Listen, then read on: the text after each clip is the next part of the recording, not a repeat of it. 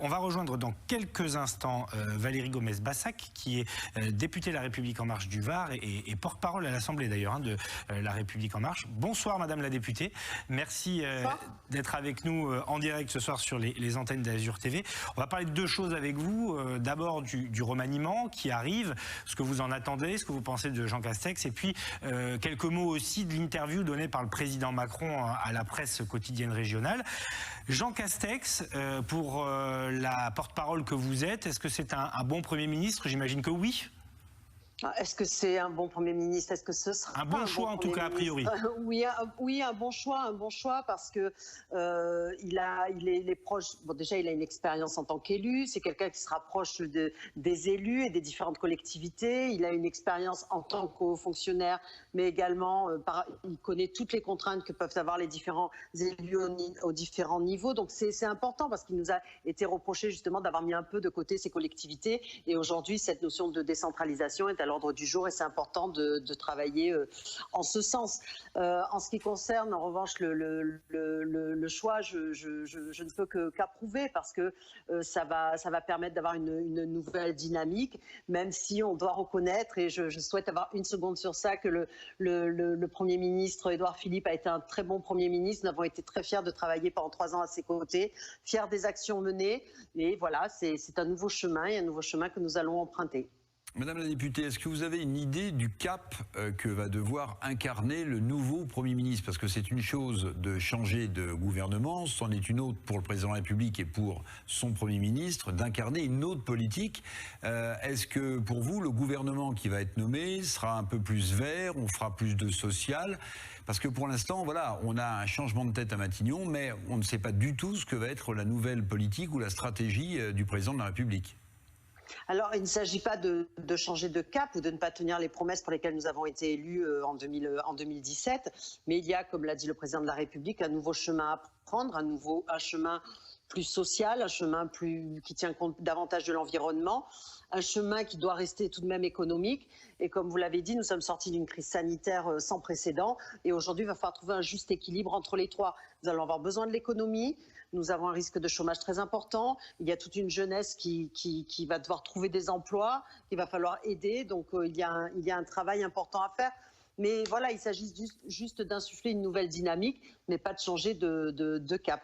Mais écoutons les citoyens, écoutons les revendications qu'il y a eu, tant au niveau des Gilets jaunes qu'au niveau des écologistes suite aux élections municipales qu'il y a eu. Oui, on devra tenir compte de tout cela. Madame la députée, en remerciant et en acceptant la démission d'Édouard Philippe, le président de la République met de côté quelqu'un qui aurait pu peut-être lui faire de l'ombre, parce que le Premier ministre sortant est plus populaire dans les sondages que ne l'est le président de la République.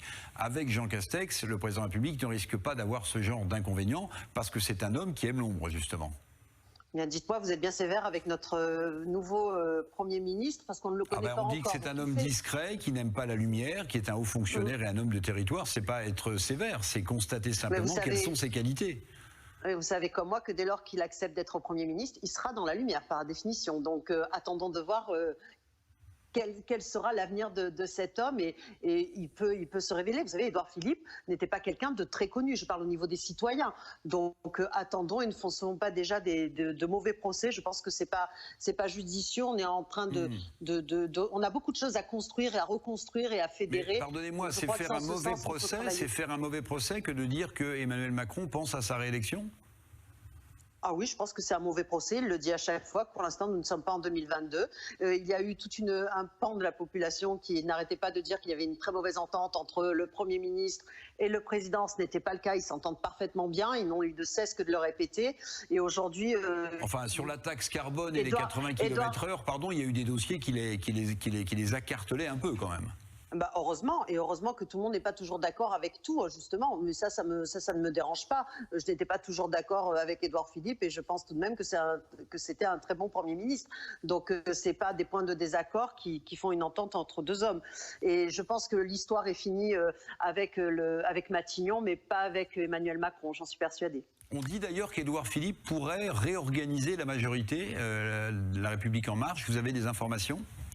Non, pas plus que vous, puisque je l'ai appris sur les réseaux sociaux, donc j'attends. Mais c'est vrai que Édouard Philippe fédère énormément, quelles que soient nos sensibilités au sein d'En Marche, donc ça peut être une bonne idée que de travailler, en tout cas de continuer à travailler avec lui, parce qu'il sait pertinemment ce qui va se passer pendant les 2 ans à venir, les 2 ans qui restent.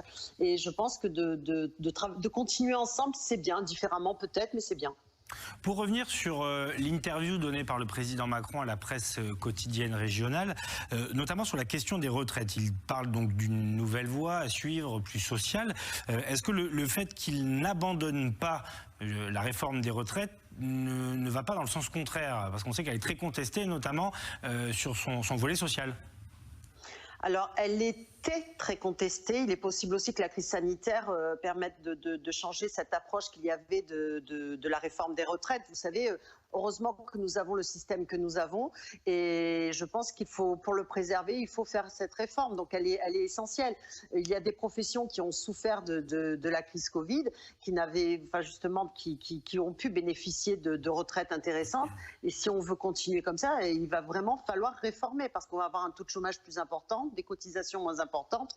Donc, il va falloir vraiment tous basculer dans un régime unique. Vous parlez de virage social pour la future politique du président de la République avec son nouveau Premier ministre Jean Castex, mais en même temps, dans cette interview, le chef de l'État dit on ne peut pas continuer avec les 35 heures. C'est très social, ça ?